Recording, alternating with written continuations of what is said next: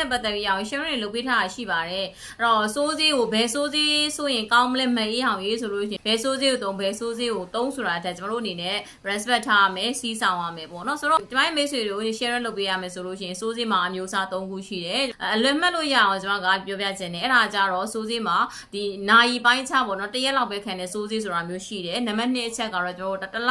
2ပတ်3ပတ်เนาะဒီလိုတစ်လအဲ့လောက်ပဲခံတဲ့စိုးစေးဆိုတာမျိုးရှိတယ်နောက်တစ်ခုကျတော့နံပါတ်3မျိုးစားကြတော့ကျွန်တော်တို့တက်တန်းအပြင်ကိုရှိသလောက်အယောင်ခံတဲ့စိုးစေးပေါ့နော်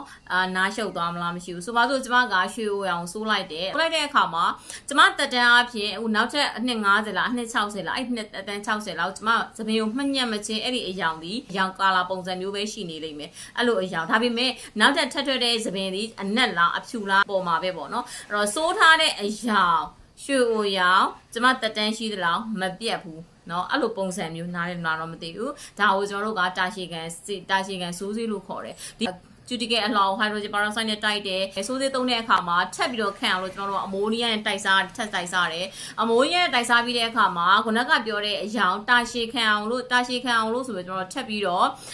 parafinine anytime PPD ပေါ့နော်အဲ့လိုအယောင်တွေကာလာလေးထပ်ပြီးတော့ထည့်တယ်ထဲတဲ့ပါတဲ့အရာတွေကျွန်တော်တို့ထည့်တယ်ထို့မှသာသပင်ကိုတာရှည်ခန့်အောင်ဆွဲမြဲစေမှာဖြစ်တယ်အဲ့လိုစိုးစေးတွေဒီကျမ်းမာရေးအရာအရန်ယိုထိပါတယ်နော်